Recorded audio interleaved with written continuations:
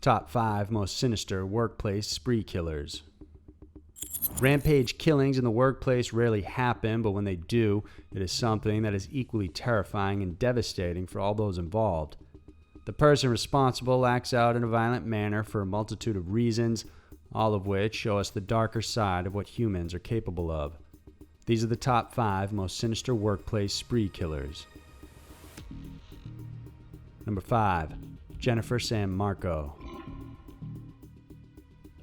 She was known to ramble by herself, often found kneeling down to pray in parking lots. Those who came across Jennifer San Marco knew something was wrong with her, but no one seemed to know how to help. San Marco first worked as a police dispatcher while living in Santa Barbara, California in the mid-90s. She underwent a background and mental check and passed those. But the stress of the job was ultimately too much and she eventually quit. Afterwards, she took up a job as a postal clerk in Goleta, California. For a while, everything was okay, but then she started exhibiting bizarre behavior. At one point, police were even called, and she was carted off in handcuffs after creating a disturbance at the facility. She returned, but when a second outburst occurred, she didn't come back. By 2004, she had moved to New Mexico. She worked at other jobs, but often her bizarre behavior would get her fired.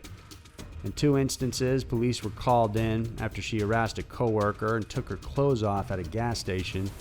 She also tried to apply for a business permit for a publication she called The Racist Press, and also wanted to register for a cat food business. It all boiled over on January 30th, 2006. She drove back to her old neighborhood in California. It was here she snuck inside her old condominium and shot her former neighbor, Beverly Graham, whom she had argued with before. After killing Graham, San Marco then headed to her old workplace at the mail processing plant. She drove through the gate behind another vehicle to get inside.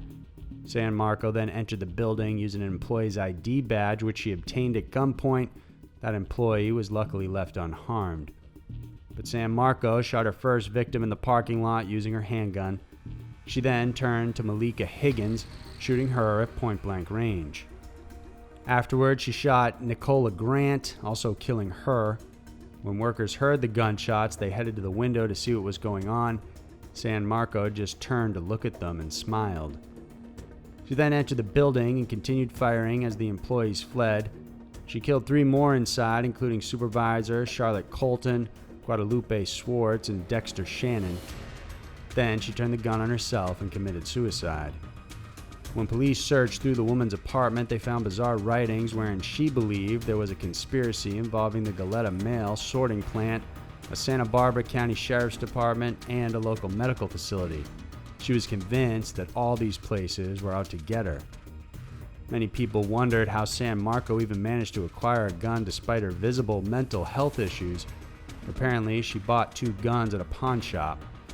Even though a background check was done, it didn't turn up any problems, and she managed to purchase the weapons without any issue. Number 4. Dewayne Craddock. Everything seemed normal on the afternoon of May 31st, 2019 in Virginia Beach, Virginia. That morning, 40-year-old Dewayne Craddock was seen brushing his teeth in the company bathroom like he always did. He greeted a coworker with a quick good morning and went on his way.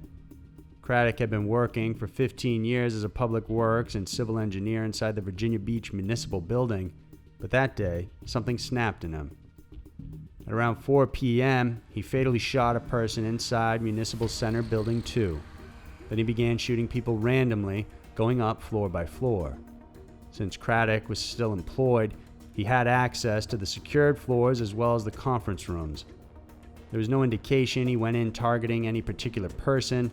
Instead, he simply opened fire and killed whoever crossed his path.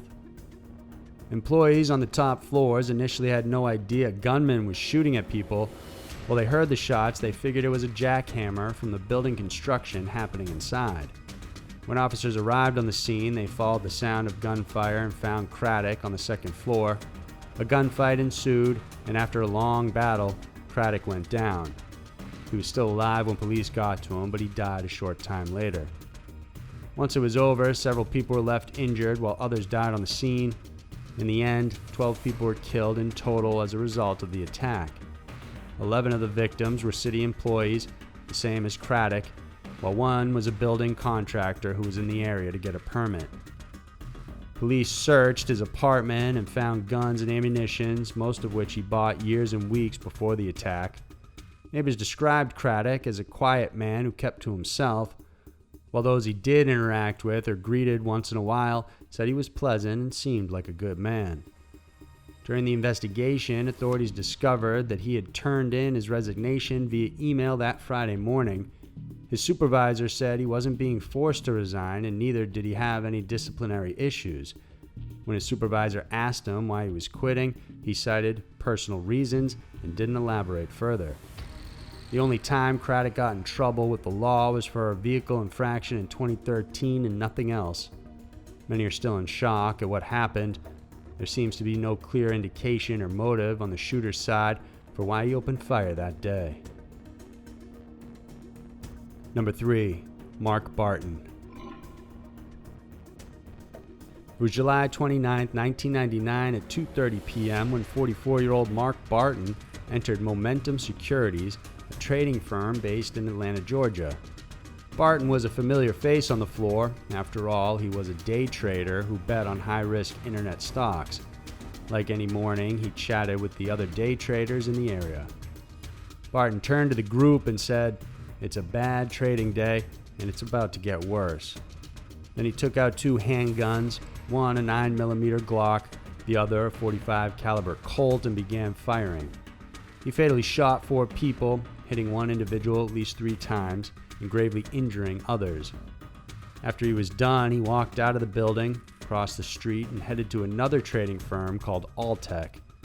Once there, he also began shooting, leaving 5 people dead in his wake. Police arrived on the scene moments later, but Barton had already left the area. After he was identified as the active shooter, police headed to his home. Once there, they were shocked to find his second wife, Leanne, and their 2 children, 12-year-old Matthew and 10-year-old Michelle, all dead. It turns out Leanne was murdered on July 27th. She had been bludgeoned to death with a hammer. Then her body was placed under a blanket inside a closet so the children wouldn't find her. The following day, on July 28th, both children were killed.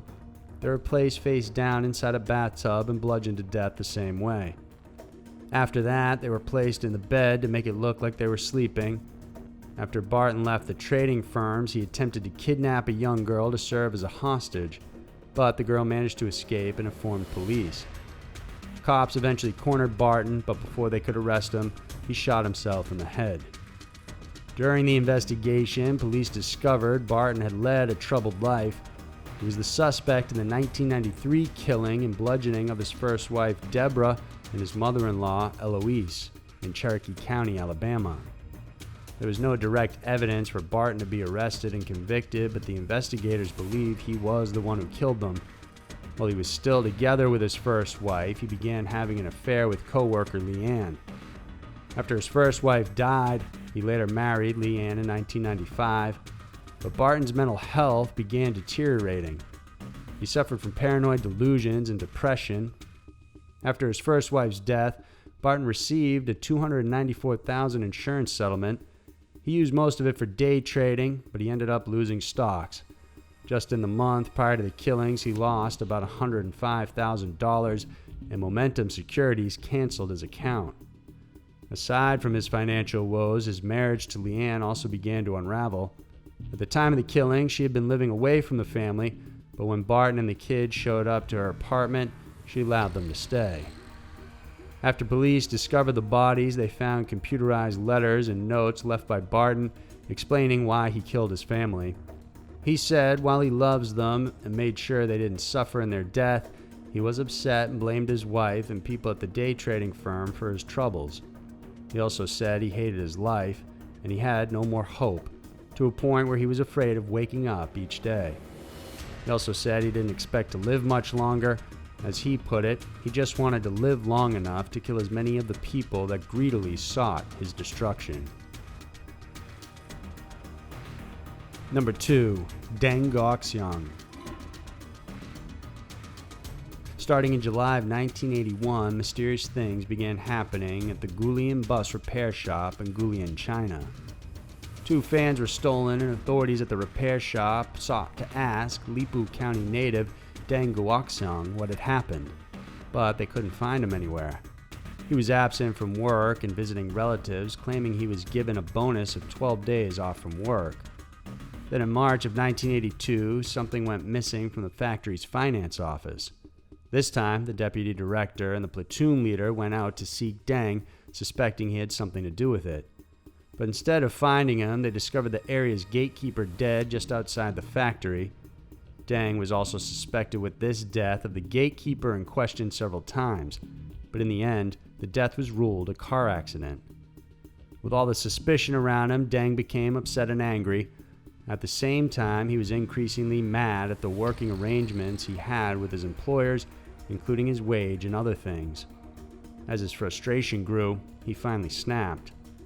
On April 2, 1982, he stole a submachine gun from another on-duty military man, Tan Honggu. When Tan was distracted, Deng shot him dead. Afterwards, he headed to the factory department, breaking into the offices and armory to get more ammunition, but this was unsuccessful, so instead, he left the factory and headed to the Pingshang sewage treatment facility. While inside, he decided to kill 2 workers, Zhang Heiling and Hu Lian. Both women were pregnant at the time. Still unsatisfied, he went back to the factory. While there, he killed 3 more workers and the daughter of one of those victims. He continued to shoot several more victims and injuring others, including 2 children. By 6:50 a.m., he finally finished his rampage by shooting 4 rounds into his own chest. At the end of it, Deng had killed 13 people in his workplace while injuring 3 others. It's unclear what his motives were, aside from taking out his frustration on the rest of his co-workers. Number 1. Patrick Sherrill. It was August 20th, 1986 in Edmond, Oklahoma, when Patrick Sherrill walked into his workplace at the post office looking for his supervisors. Sherrill had been working there for close to a year as a part-time relief carrier. This meant he had to go run different routes each day depending on who called out. The problem was his job performance was less than stellar. It wasn't even mediocre. On August 19th, the day before the killings, Sherrill was called in by 2 of his supervisors. They told him to shape up or else he would find himself without a job. The next day, he arrived to work like usual at 7 a.m. He had his mail bag slung over his shoulder. Inside it, however, were 2 guns, a .45 caliber semi-automatic pistol and a .22 caliber handgun. He walked up to Richard Esser, one of the supervisors who reprimanded him the day before. He took out his gun and shot him in the chest, killing him instantly. Sherrill tried looking for Bill Bland, the other supervisor who spoke with him, but Bland overslept that morning and didn't show up until an hour later, which spared his life. Unable to find Bland, Sherrill turned to his co-workers instead. He began indiscriminately shooting at people around. He killed Mike Rockney and anybody else he came across. The terrified workers scattered after hearing gunfire. Some tried to hide, others were picked off as they sat at their desks or while sitting in the break room. At least 1 wounded worker managed to head out to the parking lot, but he died there. After finishing his killing spree, Sherrill shot himself dead close to where his supervisor was killed. In total, the rampage left 15 people dead, including Sherrill himself, and he injured 6 other workers. When police looked into Patrick's life, they found out he was a troubled soul. To start, he was a loner. He was known for exhibiting bizarre behavior around his neighborhood, to a point where the kids labeled him as Crazy Pat. He made people uneasy as he often wandered the neighborhood at night, peering into people's windows. At times, he would be seen riding around the neighborhood on a tandem bike all by himself. He was not known to have friends or be in any romantic relationships, and more than once, children would go on his property to rescue dogs and cats because Sherrill was known to tie animals to his fence with baling wire. For his work life, he never held a steady job. He briefly joined the Marines in 1963 and after 3 years was honorably discharged. In 1984, he joined the Oklahoma National Guard, where he put his abilities as a marksman to good use. He became an instructor and part of the marksmanship team, but like everything else, he did a poor job of keeping his position. After the shooting, officers broke into Sherrill's home and found guns, a ham radio, military camouflage gear, military magazines, and a computer. Because of Sherrill's position in the post office and his subsequent rampage, the term "going postal" was coined. It was used to describe seemingly ordinary workers who flip out because of pressure or stress. Sherrill's killings were considered the third worst mass murder in U.S. history during the time. So there were the top 5 most sinister workplace spree killers. Some people might feel hurt after being wronged and move on, but others feel the need to seek revenge. In these terrible incidents, they've made sure to make whoever hurt them pay for it with their lives. Please remember to subscribe to our channel if you enjoyed watching this video. We have new ones coming out every Wednesday and Saturday for you to enjoy. Thanks for tuning in, and I'll see you soon.